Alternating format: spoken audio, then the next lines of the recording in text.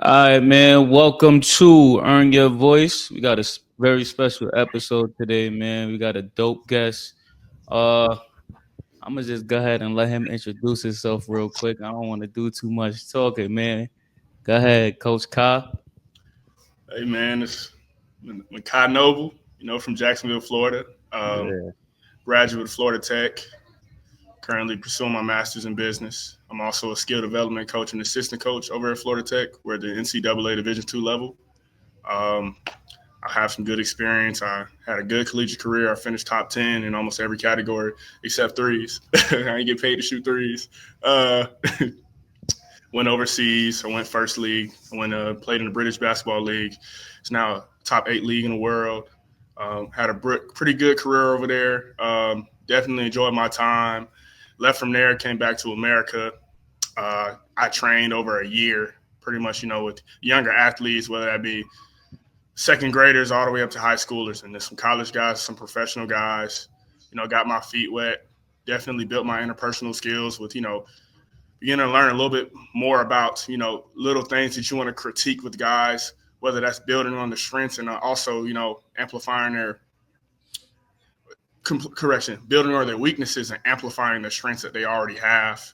Um, Attention to detail, because obviously, when you were a player, when you're a player, you're only focused on what you can do. But now, from a skills training perspective, you got to really understand what your guys or what your clients currently struggling with and what they like to do and how they'll respond in regards to like whether that's coaching them, mentoring them, or all of those aspects. Um, Definitely so over this last year, I got to really learn about myself and my patience level. You know, what type of groups of kids that I think I can cope with, and it was definitely a lot. And obviously, I got through the summer. Coach Mims over here at Florida Tech gave me a call. He said, "Hey man, seen what you've been doing in Jacksonville, and obviously I've been killing it. I was killing it in Jacksonville. Results don't really lie. I mean, every client I've had have gotten better to some extent. So he pretty much told me he Hey, wanted to get talk into your talk, yeah, man. Talk your yeah, talk. man. Hey I man, hear you. I I hear can't you. teach somebody something I didn't already do or I haven't Exactly. played against or seen. Because Exactly. obviously I didn't shoot step back threes when I was playing, but I played with guys who have done those things, and Right. I Right. pick their brain and I go ahead and place that on a younger kid that wants to understand how they did it based off what I soaked up being around those guys. So, Mm-hmm. uh, yeah, man, Coach Mims brought me on staff, and I was like, okay, do I want to, dive into coaching right now? Obviously, about my medical history. The one was still Right. kind of fresh, so Right. Right. Right. I didn't really want to, dive into coaching too early. But I mean, you got to listen to your instincts sometimes, man. You got to listen to God sometimes. If something's for you, it's for you. There's Mm-hmm. really no way around it. So I dived right into coaching, and so far I'm loving it. It's definitely a lot to learn. It's more Yeah. than just training guys, man. It's, Yeah. it's, it's pretty tech savvy on the technical side. Obviously, your interpersonal skills have to be up here because you're Mm-hmm. micromanaging multiple guys. The head coaches, those guys macromanage. I micromanage. That's my job, to try to Right. get to each guy individually. So that's Oh yeah, and man, I skipped I skipped high school. Shoot, hey, me and Mr. Will right here, we won a state championship together junior year. We Yes, won sir. that. Yes, sir. Yeah, we won a state championship together. We went separate ways. I went to Potter's house, played in a. Mm-hmm. Will know about Potter's house. He went there his first year in Yeah. America, Yeah. not America, in Florida. We played in the SIAA and a grind session. Hardest league in America, easily hardest high school league in America, man. Uh, Definitely enjoyed my time there, and that had me here, man. That brought me here. But That's mad dope, bro. yeah, Yeah, bro. man. Yeah, like bro said, yeah, we won a state chip together. So for those that don't know, I used to hoop, man. I Yeah, oh had a yeah. little Hey, time. listen. Feel Hey, me? hey, I had a Will. little Hey, time listen, back man. then. Come on, man. I We be trying to tell people they don't be believing me, man. I nah, had a listen. little. Will's All right. probably easy. I play with a lot of really good guards. Some high major, mid major guys. Will's a top five, easily All top right. five ball handler I play with and passer. All Easily. right. Those two categories, ball handling and passing, hands down. I Hands try to down. You tell can people, nobody bro. can take that away from you. Try to tell people, bro. They don't listen to me, gang. Yeah. Nah, bro. But I Yeah, man. appreciate you getting on today, man. So every episode, you feel me? I start off with a quote of the day. So when I do Okay. the quote of the day, I relate it to the message of this episode. And this episode is called Run Your Race. Because I Yeah, know you, and race the obstacles you faced in life, it was different. You feel me? You ran your facts, race. Feel me? facts. So my quote of the day is, when you feel overwhelmed, think about what you overcame. And I know you just touched on your medical history. I don't know if you want to get too much into that and We speak can. on what. Yeah, Yeah, I mean, yeah, we definitely can. yeah, I'm gonna try to talk about it in under 3 minutes, man. yeah. Go ahead, go ahead. Yeah, break Yeah. it down, So break it down. I mean, I'm gonna be honest with y'all, man. I came into college my junior year. I had a really bad concussion. Concussion left me out for 7 months. COVID year hit, and then I had that downtime, so that was perfect timing for me to recover. I Mhm. uh, came back for my senior year. I was leading the country in every single category except for threes. I was top. I was leading the country in double doubles, block shots, and points, and rebounds a game. And I say game number 18. Yeah, my 18th game is when it happened. I took a big blow to my head, my left side of my head, and I ended up having to sit out for the rest of the year. I missed the last 14 games of the season. Um, I came back the following season for my grad year, and my first day back in practice after sitting out for 9 months, my first day back in practice, this is in October, I tore my meniscus. Tore my meniscus. Yeah, and then I came back. I'm in correction. I tore my meniscus. Obviously, I played on it for like 2 or 3 weeks. I was in denial. I thought, no, maybe I'm just having knee problems. I ended up going to the doctor. They told me like you got to get surgery. So I'm like, surgery. But then they tell me like all they got to do is shave it. So it was my medial meniscus. So they ended up shaving my medial meniscus. I was on crutches for like 2 or 3 weeks. As soon as I got out the crutches, straight to rehab. I rehabbed for maybe a week and a half. You want to talk about quick healing? I was in practice on week number 6. Week 6. I was supposed to be out for 3 months. I came back after 6 weeks, and I practiced one time. Uh, that next day we played against Florida Southern. This is my first game in 336 days. I got they made a little article about it. My first game in 36 days. 336 days, and I had 16 and 13. Right, my first game back, man. That was probably a pinnacle moment of my life, and we lost that game. We lost that game in overtime. But honestly, I was just thankful to be playing basketball again because I thought it was gonna be over with for me. And then I played the rest of my grad season, and during that grad season, I was going back and forth with my neurologist back home, my brain doctor, and they was telling me like, hey, Mr. Snow, Kyle, you shouldn't be playing this year. I was supposed to play that last year, so even before I tore my meniscus, I never supposed to come back to play basketball. My last year of college basketball, I was supposed to be pretty much either red shirt or just completely calling it quits. That's Right, what all my brain doctors want me to do. Shout out to UF Health and Brooks Rehab. They did a great job with me over the last 3-4 years. But I was pretty much selfish, and passion sometimes takes control, bro. And passion sometimes you use passion to kind of cover up being selfish. right, So I was selfish. I played my last grad season. My numbers dropped. The year before that, I averaged 16 and 12. My grad year, I averaged 13 and 7. But I averaged in 20 minutes a game. So I was pretty much on minutes restriction most of the year. So in 20 minutes, 13 and 7, I think I did what I was supposed to do, right? right. Um, yeah, man, we got through the season, man. It got to the point where after every game, I'm juiced up. I'm juiced up off medicine, to get rid of the headaches, the nausea. Because at this point, I've had the previous 2 head injuries I had. They were so bad that I had long term persistent issues from them that Mhm. carried over. That's why I was still seeing a doctor throughout the year. So, before the game, I was juiced up. I was juiced up off my antidepressants and all this stuff, man. And I'm telling you, man, just in the game, once I'm going, I'm going.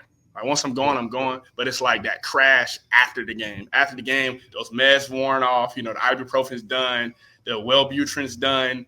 Now it's just you and the wall. So yeah, man. After the games, it was rough. So in my head, I'm just praying, and I'm like, man, God, just let me. I just want to play pro. I just want to play pro. Don't hang this up for me now. I went through all this. I just want to go overseas one time with G League, whatever it is. And I ended up making it through the season.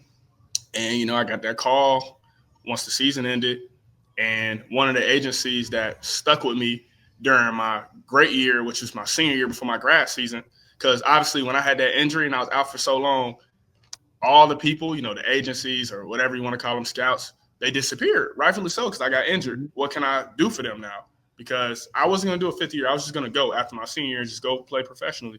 So, like, obviously, they all left. And it's like, oh, this guy's hurt. Can't do anything for us. And honestly, it makes sense because you're an investment at the end of the day.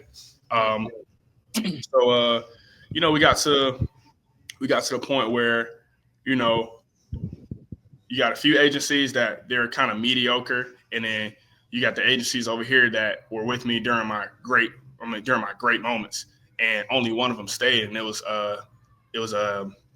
AMR International. They were they were recently with JCK, and then they left and they started their own agency over in Sweden. So I ended up joining those guys. I ended up signing with Mr. Eric, great guy, great cast. I'm a great staffing team over there. They didn't give up on me. They saw my great moments, my grad season. They still saw the potential, and obviously, they're a more so a middle-sized agency, so they're pretty big. They don't usually sign guys out of Division 2, so this is a good pickup for me because it helped me stand out more it made me more marketable. Right. I was the only Division 2 guy they had, so I'm like, okay, this would be really good for me. So I ended up signing with AMR, and first thing Mr. Eric asked me was, he's like, man, are you cleared? Are you cleared? Have you talked to your neurologist? Does he want you to play over here? And me, you know, come on, you been come on. Well, you've been injured before, bro. I tell Mr. Eric, like, man, I'm ready to go. He's Mm. telling me like, you've been working out, you've been working out. I'm like, yeah, like I just came off a pretty good year. My last three games, I averaged 20 and 10. So I finished the season pretty strong because I had a lot of up and downs my grad season. Like so yeah, we got through the summer. I spoke to a couple teams, spoke to a few G League teams. I spoke to a few German teams. Spoke to a lot of teams in the BBL, and I'm signing the BBL. Um, that's another thing too. When I signed with them, first thing they asked me was, we see your medical history. Are you sure you're gonna be good to go? I'm like, yeah, I'm gonna be good.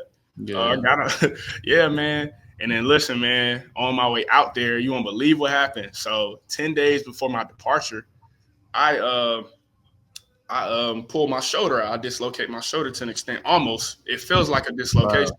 Yeah, but it was just shoulder impingement. So I just tweaked my shoulder when I was bench pressing. That's Okay. what I get for living. See, Yeah. so Yeah. yeah, man. So I get out there, man, and my shoulder's a little bad. So obviously we have training camp. I get through training camp. Um, Successfully. I get through training camp. Obviously, I'm rehabbing. They got some good doctors out there, and yeah, I would say about 15 games to the season. Yeah, about 15 games into the season, I take an elbow to the head. Man, we were playing against what's the name of that team. We were playing against not Manchester. Was it Manchester? Sheffield. We were playing against Sheffield Sharks, and it was an overtime game. And I got the ball in the post, and I backed dude down. As I went to make a skip pass, he elbowed me in the face. And noticed like 2 minutes left in the game, my adrenaline's going. I don't think nothing of it. I just think I got hit in the face again. So I get back Right. on Right. defense. Right. Yeah, I go for another rebound. Uh, Boom. Same exact thing happens. Dude elbows me in the face. It's a different guy this time. And we get a steal after I just took his elbow. I take off, and they give me the ball in transition. This is that picture I got when I'm jumping from far. The Yeah. play before that was the last hit I took before my career was over. I had laid the ball up, and I damn near fell out of bounds, and I just felt drunk, man. And the coach called a Mm. timeout. Yeah, coach called a timeout. He sat me down. It was like 20 seconds left. We ended up winning the game. But, we celebrating, man. You go home. We had a few drinks. At this point, I'm in denial. So I'm drinking. I'm like, nah, bro. Like, not again. Not again. And then that next morning, we had practice. I went to practice. Me and Jacob Wiley, another great player, we go in the weight room and we were lifting. And he looks at me and he's like, man, Kyle, you okay? And I'm like, yeah, I'm good. He's like, man, bro, your eyes look like, googly eyes, man. You don't look yourself right now. So I'm like, I feel all right. Shoot, we had a few drinks last night. And the medical trainers come in there. They pull me to the side once we go back into the court to start practice. They pull me to the side. They're like, man, you're not practicing today. And me, I'm like, what? Like, Mm-hmm. so they rehab me for a few weeks, and then I get a few brain scans. I got a few brain scans, and I came back to practice about 2 weeks after that day. And dude, Coach James put me through a workout, and I went downhill a few times. I did a few spin moves. Man, I just ain't look right. I just didn't look right. I didn't look like myself. Yeah, Mhm. so he told me, he was like, man, just come see me after practice. Usually overseas, when they tell you to come to their office, that means you about to get cut. Like that means you're not performing well, right? So I'm like, oh, like, is it my numbers? Like my Right, right. numbers, they weren't great, but like I did what I was supposed to do. I did what they Mhm. needed me to do. So, um, I went to their office and they told me like, hey, uh, yeah, correct. So yeah, I walked into the office after practice, and as I'm on the way to the office, Charlie, our medical trainer, she gives me a big hug and she's like, "Hey, Kai, so I'm proud of you, and just know nothing's your fault." And I'm like, "What's wrong with her? Like, why is she Yeah, acting like?" like what you talking about? Yeah. Yeah. So I'm talking to her, and after I walk past her and I give her a hug and I'm telling her like I'm all good, I'm all good. Me and my teammates, we celebrate because I'm finally back. Like I'm back playing again. I just had Mhm. practice. Yeah, I looked a little crazy, but I got through it. Yeah, right, right, I right. walk in the office, man, and it's like 10 people in there. It was pretty much like an intervention. I walk in, Coach James is in there, our medical trainers are in there, and Luis Beer, who's the owner of the organization, the founder of the organization, she was in there as well. And Jeez.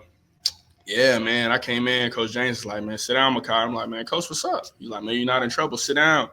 And I'm like, okay, like they finna cut me because, like, okay, maybe I had a few bad games. I'm like, my Mhm. last game was good and we won. Yeah, I'm yeah, like, what yeah. they cutting me for? So I sit down, man.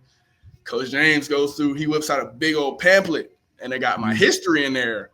And he's like, man, Makai, so it's come to my attention that you had a few injuries in the past, and this wasn't all this information wasn't disclosed to us. I'm like, oh, I didn't know that.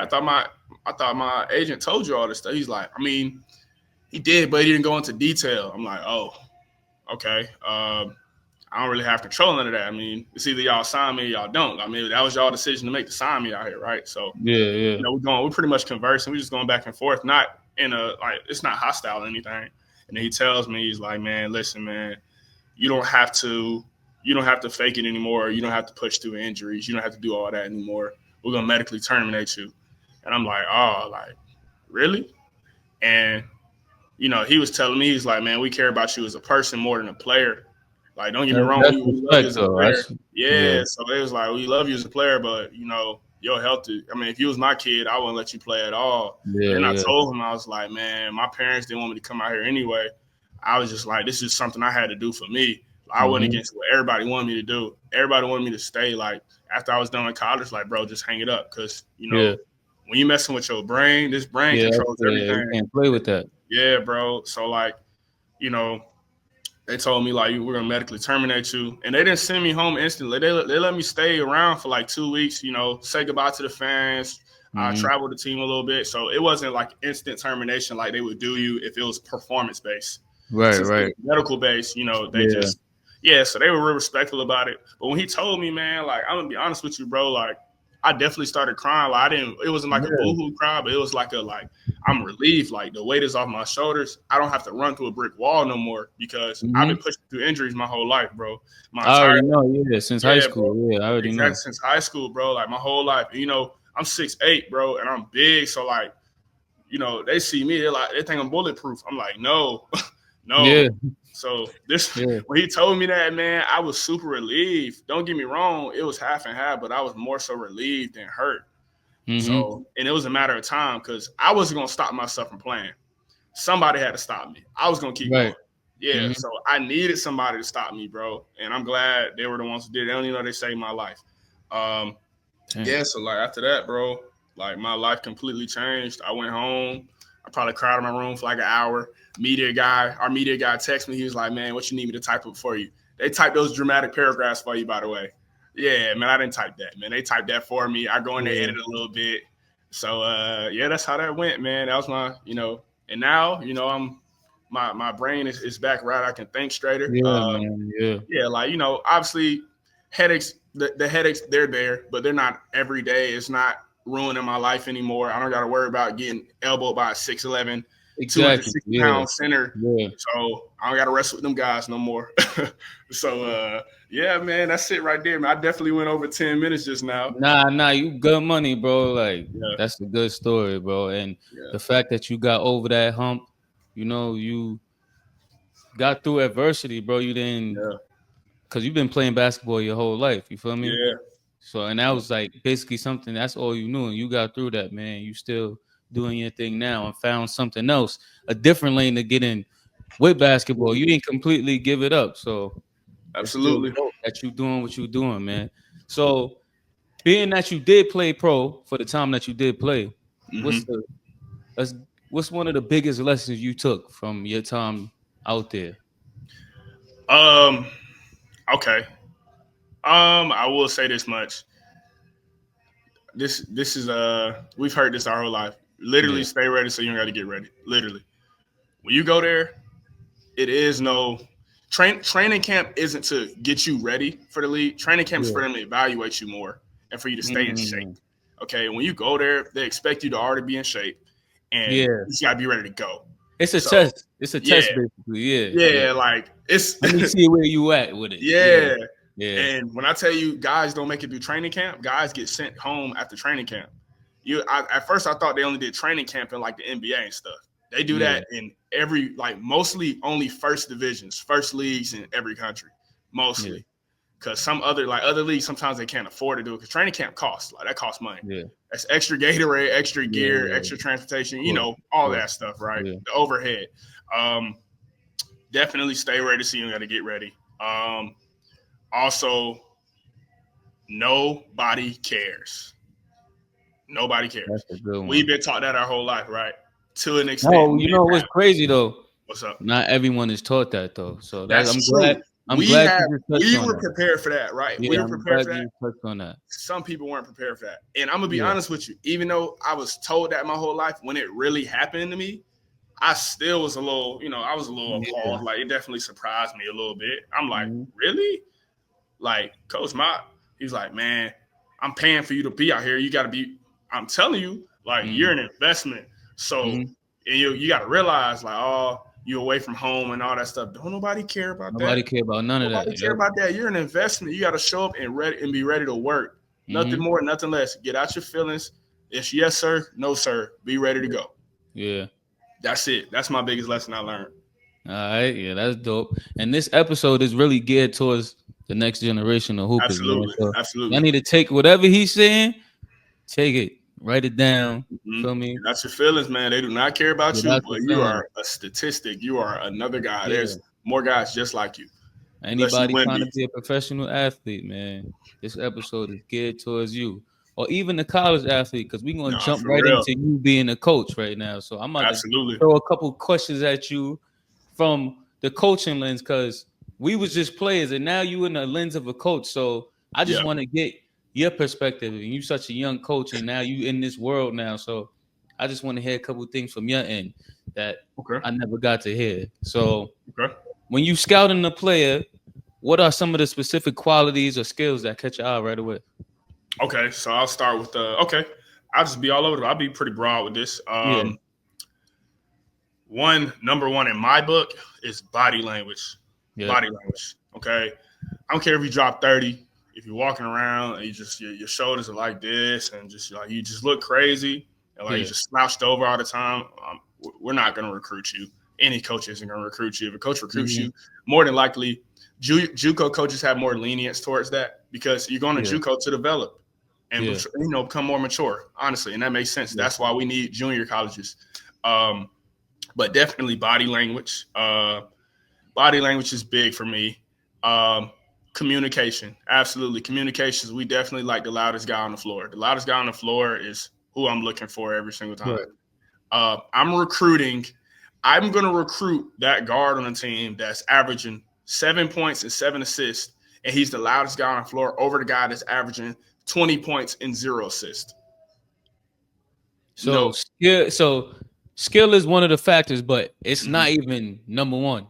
It's not even number one. We need, especially if you're a primary ball handler on the floor. Yeah, If I'm looking for a point guard, especially at a Division II level, yeah, I'm looking for a guard that can run my offense. yeah. He runs the floor well. He's a great communicator, and he's a pest on defense. Right. I'm not looking for a 20-0 guy. 20 points a game, 1 rebound, 1 assist. I can't do anything with you. Especially as a There coach. are thousands of guys like that. As a point Thousands of guard, guys you like that. can't do that. Yeah, Absolutely. Unless you're 6'5", the game has changed. makes But sense. unfortunately, for those guys that are 5'9", 5'10", averaging 20 points a game, and they're not doing anything else on 35% field goal percentage, it's not much we can do with you. Unfortunately. Now, that doesn't take away from how good those guys are as players, but free game, those guys is averaging 20. If it said 17, 4 and 4, then I can work with you. And is that 15, only for college, or is that like on the pro side too? it depends. So that's to get your door into college. Yeah, The pro level, they can recruit completely different than college guys. I mean, than college coaches. yeah. So they look for a specific attribute that you bring to the table that stands out at the professional level. Mm-hmm. For example, you got guys that are 6'9" and they probably average 5 points a game in college, and you got this guard that averaged 24 points a game. We're taking that 6'9" guy because his 5 points was a windmill and a 3-pointer. It translates. Unfortunately, that's the new way of the game. Yeah, I get it. That's just reality. Yeah, If you are a guard, matter of fact, I'm sure you're gonna ask me those questions later on in the interview. More detail with that aspect. But what I'm yeah, looking yeah. for, I'm gonna trace back because I got over. Yeah, go ahead, go ahead, go ahead. Yeah, what I'm looking for is definitely body language, good communication. Yeah, how you carry yourself on social media too. Social media is a big factor. I like that, Um, man. yeah, and my whole thing is you can be a free spirit on social media as long as it's no profanity. Yeah, You got drinks and weed in your pictures, little stuff like that. As long as it's appropriate, because kids gonna be kids. at the end And of the obviously, day. yeah, and I wouldn't penalize a kid for his past. If I go on his Instagram, it's a picture from 2014, and obviously I know he's a new kid now. I'm still gonna recruit him. But if it Mm-hmm. said he just posted it 3-4 months ago, I can't do nothing with that. Because Yeah. at the end of the day, that kid has to get through compliance, and he has to talk to my supervisor and the other coaches on staff, and he has to get their approval. Because my Mm-hmm. judgment isn't always the best when stuff like that. I'm more lenient. Some coaches, they'll go and see 2014 and be like, he's a bad kid. So kids, clean up your social media. I'm telling you right now. Like, even to this day, I'm a young coach. Even to this day, I go on my Twitter and I swipe up and I try to find some of my old tweets that I gotta Anything. get rid of. I'm with you on that one. I Yeah. take even now. I don't even play basketball. Like in the Mm-hmm. professional world, like getting In a jobs, professional period, world, you like got to do that. I take Absolutely. everything off. Like Absolutely. definitely, I even changed my username on Instagram Yeah. to my real name. Like Listen, man. I'm telling you, man. Like, yeah, I had to make a separate Instagram. Like, I made a yeah, coaching page. yeah. I made a whole nother coaching page, Maverick 1 Hoops, which is like my Right. more professional side. And then my Mm-hmm. main page is like more so me.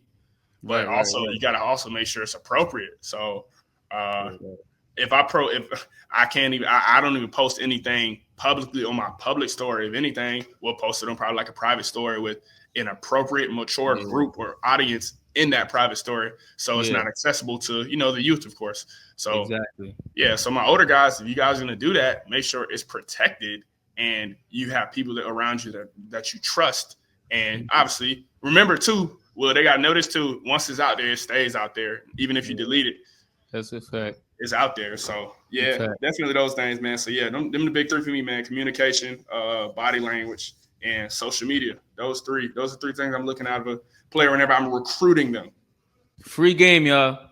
Free Yeah. game. You feel me? You gotta pay for this at camps. Yeah, This game, absolutely. you gotta pay for this game at camps, bro. Bro, Y'all I'm just telling got you. free game right here. Y'all got free game, bro. And I don't want to Absolutely. hear, oh, it's just D2. No, it's everything. D2, D3, D1. Y'all just got It's free every game, bro. single level. Yeah, they'll learn every single level. These guys are looking for the Y'all just got same free exact game. thing. All Every right. single level. So beyond skills on the court and those specific characteristics on the court, how about off the court? Do you know? Okay, so I'll flip it. So I'll flip it around, right? So Mm. we'll categorize it. So the social media part, that's the part we can categorize as off the court. Off the Okay. court. And then we'll go back to the court. Body language, like I said, okay. Communication, definitely. I will say in regards to on the court, definitely you know, okay, defense. Defense and conditioning. Grade A conditioning. Guys we see a lot of scores. A lot of guys can score the ball, but we got to see the same intensity on defense. That's pretty Yeah. straightforward. A lot of guys, their conditioning isn't it's not up to par. It's not as good as they think that it is. Yeah. Um, Yeah. if I know you can score, but Can you get back? It takes a lot of energy to scream on defense and communicate. Oh, I got Exactly. ball, I got ball, I got ball. When a guy is quiet on defense, that tells me that he's out of shape. It's nothing more to it. He's out of shape. That's a good I'm one. telling Yeah, you, we yeah. were basketball players. We know the feeling. That means I you're out didn't of even shape. think of it like that though. I didn't even think of it because even like from my lens, me being a hooper, like Mm-hmm. I could run the offense, get a couple passes off, but you definitely right because I was a loud player, but Yeah. when I'm quiet, I'm tired. Mm-hmm. That's I'm true. telling you, point guards, undersized point guards. Make sure you have a floater and you hit a catch and shoot three. Those two things.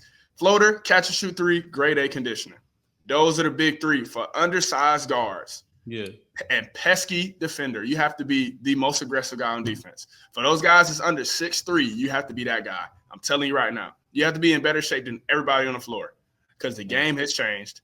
And then definitely yeah, that's I'll be straightforward. Those are my I would on the say court. those are the important factors with definitely undersized guards or just really much guards in general. All guards really need those attributes, but undersized guards, because those are really the people that honestly need the most attention right now. Yeah, because they getting And overlooked. yeah, that's what I'm saying. So that's really what I want to talk on is those guys. So I focus on stuff like that. So like Yeah, yeah, undersized I like guards, that. and then we'll talk about slashing wings. So wings that can't shoot that well, you guys have to be able to play inside out. As in, you guys got to have a back to the basket game as well. Uh, Definitely have to be a shot blocker if you're going to be a wing that can't shoot the ball well, and you got to be able to guard 1 through 5 because you got some wings that just want to go downhill and lay the ball up and then get back on defense and get scored on. If you're gonna be Yeah, a wing that's that not can't shoot, happening. yeah, it's just not Yeah, happening. You got to yeah, play above the rim. You have to play above the rim. I'm telling yeah. you guys, if you can't shoot the ball, you have to overly dunk the basketball. Listen, I didn't shoot the ball. So Mhm. I said, okay, I got to dunk the ball as much as I can to stand out. Find your niche. Yeah, Guards and forwards, find your niche. Find something that you can stand out in. Uh, and then off the court, social media, like we said, definitely social media. How do you act when, do you ask questions in the film room? Because obviously recruiters, we Mhm. ask the coaches that. We ask the coaches that, is he present in the film room? As in, is his attention always on the board whenever coach is talking? Whether that be in huddles, when we're in a huddle, are you wandering off? Are you looking around? Are you locked in the huddle? I definitely pay Mhm. attention to your huddle presence. All coaches do. At least our coaching staff does. And majority of the coaches that ever recruited me, that's the first thing they brought up. It's like, I like how you paid attention during the huddle whenever the coach is drawing a play. Because, we've been players before. Little things Sometimes that you you don't doze off. even think. Yeah, yeah, man. Little stuff, man. Like they know when you're looking into the crowd trying to see if it's girls out there. It's little stuff like that, man. Man, Stuff like that get you cut. You'd be surprised, man. It's little stuff, man. But yeah, those are some of the off on the court things and off the court things. Like I said, definitely social media. Definitely, how are you respecting team rules like NCAA rules? Like, are you downtown drinking and driving? Little stuff like that. mhm. Have you been arrested before? Just violating team rules. We definitely look at stuff like that. How you act off campus, like off campus activities, little stuff like that. Yeah, Whoa, those are really big. Those are actually big things. I don't know why I'm saying little stuff. That's big stuff. Uh, yeah, those are definitely some factors, bro, in regards to off the court and obviously, on the court. So, yeah, man, how about on the academic side? oh man, that's sit, dude. Sit in the front row. When you go to the classroom, first thing you want the professor to be your best friend because they don't care if you're a basketball player. All that stuff we heard in high school saying basketball players get special privileges. No, they don't. Okay. We don't get special privileges. It's just the professors like basketball. They like to watch us play basketball. They grade our grades the exact same. Obviously, people are insensitive to the schedule of a student athlete. Okay. To my regular students, it's not easy. To my regular students, it's not easy to be a student athlete. Those guys work extremely hard. Those guys got 6 a.m. workouts. They got weights. Oh, let me rush to class. Let me rush to class. Oh, I got another workout this evening. Oh, Yeah, I got an exam tomorrow morning. So I got to stay up till 9 p.m. and study. Oh, my gosh. Now I got personal time. Wait, never mind. I got to study for this extra quiz I got. And I got to wake up the next morning at 6 a.m., run up and down, rim run at 6 in the morning when it's mhm. 50 degrees in the gym. And then, boom, I got to go to class and do it all over again. And I'm away from my family. You know what I mean? So Yeah. you know that all too well, man. You was a player. You Yeah. understand how that goes. So definitely sit in the front row. Be your professor's best friend. Ask questions. Um, find you a study group. Find you a study group. Find one of those nice young ladies in the classroom that likes you. Talk to her. Tell her she's beautiful. Have her help you out in the classroom, man. I'm telling you, it'll save your life. You're gonna be Yeah. tired after those long days of practice. You definitely wanna find your little find your little nice little study group, man. It's really Yeah. straightforward. And turn in all your homework and classwork. Never get a zero. That's really what I should have said. That's the first thing I should have said. Never get a zero on an assignment. You get a zero, now your professor has nothing to work with. And then when she goes and tells your coach that you're failing, your coach is gonna say, "Well, you didn't turn in anything." So now you're in study hall, and now you're missing out on critical minutes in the game or Yeah. practice time, film time, all because you got a zero. Now, if you turn in something, you get a 30 on it or a 40 or 50, they got something they can work with. Now it's a matter of, now it's just a matter of, okay, he needs a tutor. We're going to help you out. All right. But if you're getting zeros on assignments, man, I can't do nothing with you, man. I'm going to send you home. Go home. What can I Yeah. do with you? You're useless to me. Now you're a wasted investment. That's a Yeah. fact. Because at the end of the day, like you said earlier, nobody cares. Nobody cares. So you could be the number one scorer in the nation, man. You're not handling your business off the court. Ain't I'm nobody telling gonna you, look out man. for you, man. I'm telling you. That's a Absolutely. fact. That Absolutely. nobody cares is like really like a big thing. Nobody cares about whatever you're going through, man. You got to make sure you're doing what you got to do, bro, because this is a business everywhere. Hey, College, absolutely, high man. school, middle school, pro, like it's a business, bro. You're not handling what you got to handle, man. Somebody else is doing what they got to do, and they're gonna take your spot. Yep. So yeah. So for a young athlete dreaming of playing college basketball, what are three key things they should focus on? Um, schoolwork, definitely the Yeah. classroom. Classroom's priority. Classroom, conditioning, and classroom conditioning, and obviously they should invest into their skill development. I Yeah. think kids now they play too much. They play too many games now. Yeah. Kids need to invest in their skill development. They definitely need to invest into a well experienced trainer.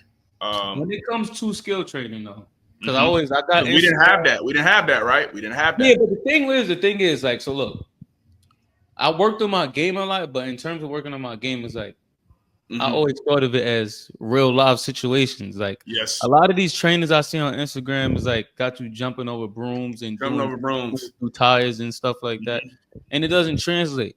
You Ruined the get what game. I'm saying? So in Absolutely. terms of skill work, Okay. what are some of the specific things that people should do in terms of Okay. skill work? Because So one, when I tell you you're on point with that, so most of those guys that do the throwing cones at people, a whole bunch of weird yeah, stuff, those guys didn't play. That's another true. thing. That's That's another true. problem we have in the training world right now. Yeah. Two, in regards to like implementing real life scenarios, you want to make sure everything that they do is on the move. Okay, everything they do is on the move. Stationary work is good when it comes to maybe shooting, but you still want to do a lot of things on the move. So, for example, a lot of the guys that I've studied and a lot of guys that I've trained and what I've done, and it's been pretty successful, and also guys that I learned from and their work is pretty successful. Um, they make sure they implement what that guy does well based off like you watch the person's film, you say, okay, he likes to shoot over here and he moves this way. So we're gonna Mhm. build on that, something that's realistic. We're not gonna bring a Mhm. kid in there and have him do something that's like it's not translationable. Like, it doesn't translate. It's something that's unrealistic. I'm not gonna bring a kid in there that's 6'10 and he has no lateral quickness. We're not working on step backs that day. I see these trainers and they have a 6'10 guy in there who has no lateral quickness. His footwork is terrible. And they have him doing 20 step backs. No, yeah, like, no. Like, Yo, if he can't nah, do that's that, true. maybe you should maximize what he already can do and amplify it and, add wrinkles into it and like Yeah, stretch it out. yeah, So if I know a kid can do is a right hand hook, shoot, let's work on a pump fake, step through right hand hook, pump yeah, fake, step through, spin back, step through left hand, pump fake, step back. Pump fake, step through, pump fake, dunk. Uh, we're gonna build on it. We're gonna add moves to what he can already do, and then yeah, once he gets past that, then we work on the next level. But it's a building block when it comes to training. Guys like to have these guys, this is what I call macro training. So when guys have 7 or 8 dudes on one side of the floor and they all working on the same move and they're not really Yeah. getting better, that's called macro training. See, you want to develop guys. So if you really want them to get better, you should have 3 of those guys. It's 8 guys. Notice 8 guys. Yeah. Yeah. You should have 3 of those guys, have one of them standing like a wing. I'm like, Mm-hmm. okay, this guy over here, he shoots the ball well. He's a pretty spot up shooter. He's a pretty good spot up shooter. So I'm gonna put the good 3 spot up shooters over on the wing, and then the guys that are good ball handlers, I put them over in the corner, and then we'll work on drive and kick. So those shooters in the corner, if one is it's 2 birds, 1 stone. The good ball handlers, they'll work on their passing abilities, and then the shooters will work on their shooting abilities on a move. So now it's like everybody's getting better in some type of aspect, and then we'll switch it. Now those guys that are good spot up shooters, they'll work on their ball handling and their passing abilities, while the good ball handlers and passers Working will on now their work on their shooting. catch and shooting ability. Mm-hmm. So it's 2 birds, 1 stone. So we're getting something out of it. One thing is I'm getting something out of it, and they're getting something out of it. I'm learning you guys, and I'm also, obviously they're learning new things that makes them uncomfortable to an extent. So now we're working on their strengths and their weaknesses at the same time. Because you can go and work out for 2 hours and not do anything. That's what I'm saying. Yeah, that's what I be Absolutely. seeing, bro. Like I go in gyms, bro. I'll be going in the local gym, and there'll be a kid in there working out, little cone, and they working on the crazy combos and everything. But I'm like, are It's you doing nothing, this in the man. game? And then I see the kid playing the game. You're not doing none of that. You're not doing none of it. You're not man. working on nothing that translate. Like work on your game, play in the game, watch your own film. All right, boom. This is the spots my coach has me at during the games. Let me work on the things that my coach has me doing so I can stay on the floor. Absolutely. Absolutely. And it's like, especially with the skill development thing. So to touch base on what you was asking, we just try to like implement real game situations. If I know that this kid likes to come off flare screens, we're going to work on strictly moves off of flare screens. We'll work on counters out of flare screens, set shots out of flare screens, different movements, like different actions out of the actions that they're already good at. Don't overcomplicate it. Exactly. We don't want to overcomplicate. We want to simplify the development, but they'll also get in shape while they're doing it. And they're going at game speed. Everything has to be game speed. That's another problem. So the skill development, in the past, it's been really bad because dudes, they got them doing tween, throw a cone at them, they jump over a rock or something.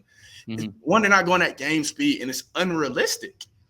Yeah. And then one of my colleagues from back home, a guard named Milan Sheffield, we partnered up. Light skin guard. We partnered up, and when we train our guys, we're guarding our guys in there. We're guarding our guys. Love. And you want to kind of make it realistic to an extent. Like, don't get me wrong, I'm not doing that every single time, but whenever I can, I will. And if I'm not doing it, we're still going to get a workout in that you'll learn from, and you'll be uncomfortable, and you'll be gassed at the end of the workout. Nobody will ever leave the workout with energy. You should be dead after your workouts every time. That's another thing, guys. Make sure you guys are extremely tired after your workout. If you're not, you didn't climb a notch. You didn't get better that day, or at least be drenched in sweat. Something. I mean, turn it up a notch a little bit. If you're cooling, you chilling while you're rocking the boat, swing, shooting on the gun for 3 hours, you're not really getting much unless you're sprinting to the spot while you're on the gun, because you get work done on the gun. But if you're just walking into it, that's not realistic. You'll freak out when the lights come on. You'll freak out. Yeah. And that's one thing I noticed too. Like when I'm watching NBA games and I'm seeing like these wings, and you're right, the game is changing. And I see smaller guards complain a lot, but as smaller guards, we overcomplicate things. I watch TJ McConnell. All he's doing is picking up 94 feet. You hit open threes. And that's it. Even the wing. These wings in the NBA can't really dribble too good. They know how to hit 15-footers. They don't miss floaters. They could guard. Look how fast they running too off those screens. It just makes sense. Everything is sprinting off those screens, bro. They're sprinting.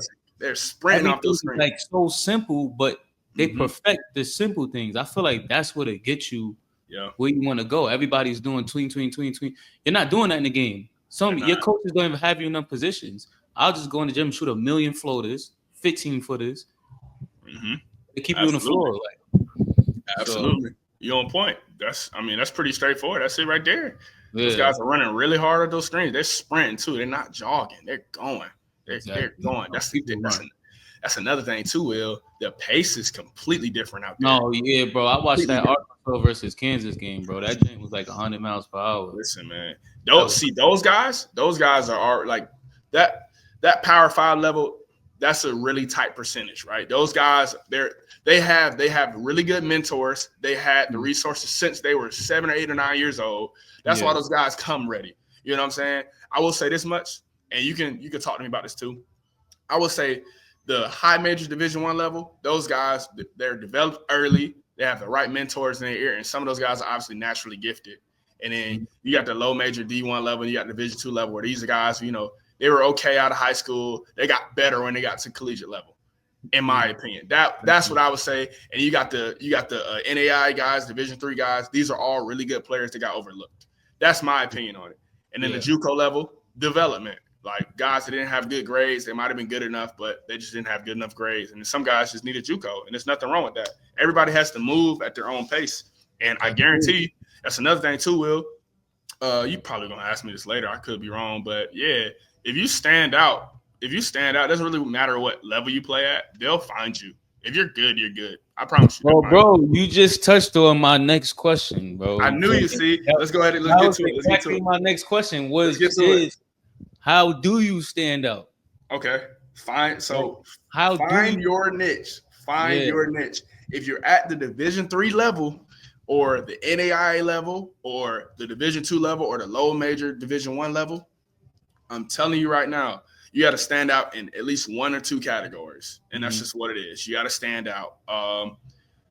How it goes is if you stand out for a few weeks, say you have 7 or 8 good games, you pop Yeah, up on some type of leaderboard, and agents automatically they get that notification. They get that notification quick, and it's like, oh, this guy over in Wisconsin just did this. Oh, this guy over here, this little small Division 3, he's averaging 27 points a game. It's not good competition, but wait. He just hit a step back three from the corner 3 or 4 times in a row. It's little stuff. Like you'd be yeah, surprised. That's not little stuff, but yeah, it's little stuff that stands out. And like, okay, this guy can fit in over in this league. He'll be pretty good over here. Okay, this guy, he's over at a Division 2. Oh, okay, that's a respected conference. Oh, he yeah, does this pretty well. He sets screens pretty well. Oh, he's a lob threat. Oh, he guards 1 through 5. Little stuff. Like yeah. I'm telling you, it's little stuff like that. Guys think they need home run plays. You don't need home run plays. No, You need to stand out in a specific category. If you're 5'8", that means you need to average 11 assists a game. You average 5 points a game if you want. If you average 11 assists, they're gonna say, "Hold up, pump the points. This guy can run my offense." Y'all see that one little? It's the Asian guard on Memphis Grizzlies. I Memphis, can't remember. Memphis. I like him. Listen, Yeah. I'm telling you right now. Listen, guys like that, Mm-hmm. he accepted the challenge. Like he accepted the challenge. He knows he's undersized. He said he had to find something to stand out in, and that's defense and making plays. He can't dunk. He's not a great shooter. He can do everything else though. So that's definitely that stuff. So how to get to the next level? One, you really gotta. I know this sounds like what every other coach probably says. You have to win all the sprints in practice. It's little stuff. Mm-hmm. If you're a big, you got to outrun the guards too. I'm telling you right Yeah. now, you got to do it, man. And the stats don't listen. The stats don't allow it. Like percentages of how many guys like make it to this and that level. It's true. Mm-hmm. Like Division 2, it's super tight. Division 1, low major, it's as tight as Division 2. Mid major and high major, the gap is a little bit bigger for those guys because they're on the big screen all the time. Yeah. But dude, I'm telling you, those guys automatically get like the door's open. We got to knock on the door. So you Yeah. got to do something that stands out. Like Mm-hmm. if you're a dunker, you need to try to dunk everything. Like if you're a Yeah. shot blocker, you need to try to lead the nation in block shots, or lead your Yeah. conference in block shots, or lead your team. If you don't lead a conference, lead your team because now Too you're far. marketable. Like I can sell you now. I can sell you. When I go call this coach, first thing he's gonna ask me is, "Oh, how did he perform? Like, let me see his numbers." Mm-hmm. Okay, he stood out there. How much he averaged? I'm like, okay, he averaged 7 points a game. He averaged 9 rebounds a game and 2.1 blocks. Oh, wow. 9 rebounds and 2.1 blocks. They didn't even hear the points. They don't care about the points. Yeah. There's a program out here. There's a overseas program, a professional program that's looking for you to score. And there's some out here that they'll sign you. They'll write you a $200,000 contract just to go over there and set screens. You'd be Yeah. surprised. You'd be surprised. One of my teammates is making a lot of money. He's making a lot of money, and they brought him over there just to set screens. So Bro, that's yeah, crazy. I'm telling you, That's man. crazy. Like you'd Shout be out to him. surprised. I'm telling you, man. You'd be so surprised. Like even when I went over there, my role wasn't to score. When I was at Florida Tech, I had a scoring role. They put the ball in my hand. I was the second option. I was second Yeah. option here, second and third option. And senior year, I was first option. They put me in a position to score. When I went over there, they said, we need you to block shots. We need you to be our best defensive big, and we need you to guard everybody. That was my role over there. Yeah. They didn't want me to score the ball. I scored it sometimes, but that was my role. Sets weren't ran for me. They need me to set good screens, run the floor hard, and be a shot blocker and be a lob threat. That was my role. Lob threat Yeah. and shot blocker. And that's just what it was. And I was okay with that because that's gonna get me paid, right? That's a So fact. guys can't take offense to what their role is.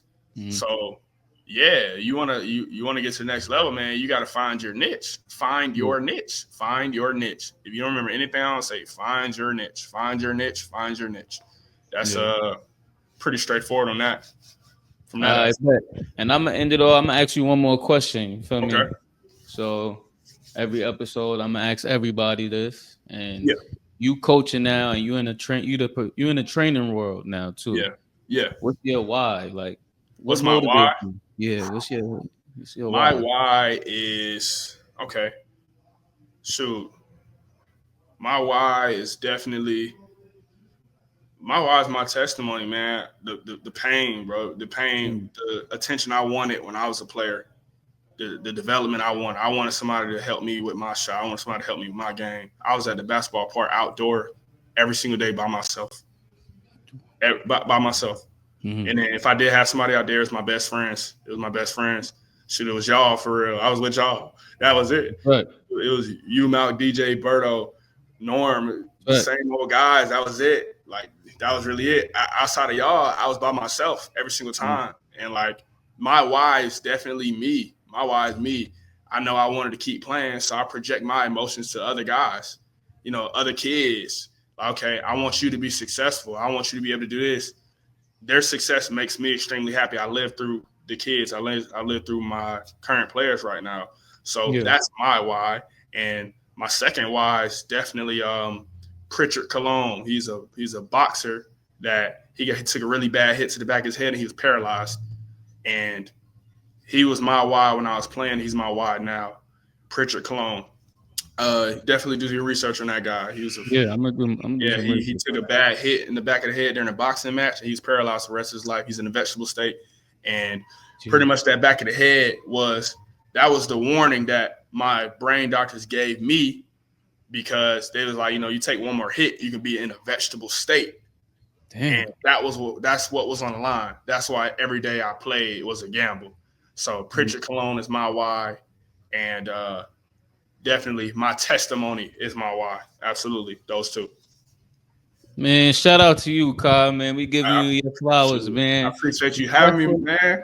you earned your voice today, man. Hey, That was dope, man. I enjoyed chopping it up with you, bro. Like that was real life dope. Y'all just got a whole lot of free game, bro. yeah, it's definitely That's free, free man. Tap, game, bro. Like I tap just in. said, you got to pay for this at camps, bro. Y'all just got a whole bunch of free game from a former professional athlete and a Division II coach.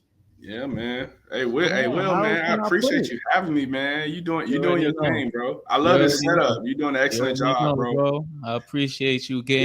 We Where can what's we up? find you at, bro? Where can the Oh, people find you at? Come on, oh, throw your shoot. training page out there, your Yeah. personal, give your email to the kids Okay. that want to email you. You a coach now. Feel Yeah. me? Okay. Shoot. I'm gonna run through it right now. So Maverick1 Hoops on Mhm. Instagram. That's my coaching page. My main page is misfit.noble. My email is mekhii at gmail.com. So mckii at gmail.com. You Mhm. guys can reach me through there. You can send me your film through there. And also I'm on Twitter. My Twitter is mckii. So it's my first name and then the second my yeah, first word of my first letter of my last name. So Yeah. mckii on Twitter.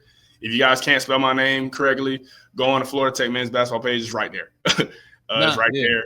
Yeah, and yeah, man, that's about it, my man. Yo, bro, I'm gonna be PG1. Hey, Will is my PG1, man. Will was my really? PG1. Yeah, bro. Yo, tell him, Hey, bro. Feel me? listen. I had the most fun with Will, man. We had a really good Yeah, time man. playing I got together. I got half. I got like 6 assists off, bro. Every Oh, game, bro. every game we got to it. Guaranteed 6 assists, man. Throw it Every, up there, bro. Gonna catch it. yeah, Boom. Let his we head. had Come a on, bro. we ran it up, man. Will, Let's hey, Will go. knew me. Will knew me when I was really developing. He knew me in the early stage before I That's found a fact. myself, man. That's a fact. Really, when we was like And 16. before I end it off, man, I just want to tell y'all, everybody keep your head down and keep working, because I'm gonna keep it real with you. When I first met Kyle, he big time now, but when I met him, bro wasn't big time, bro. I was the one coming in there with the crazy handle and all that, Yeah, throwing it up the car. Like, yo, bro, stop missing my passes, bro. Check yeah, him out now. You feel me? Yo, keep your head down, put in that work. And remember, yeah, nobody man. cares, bro.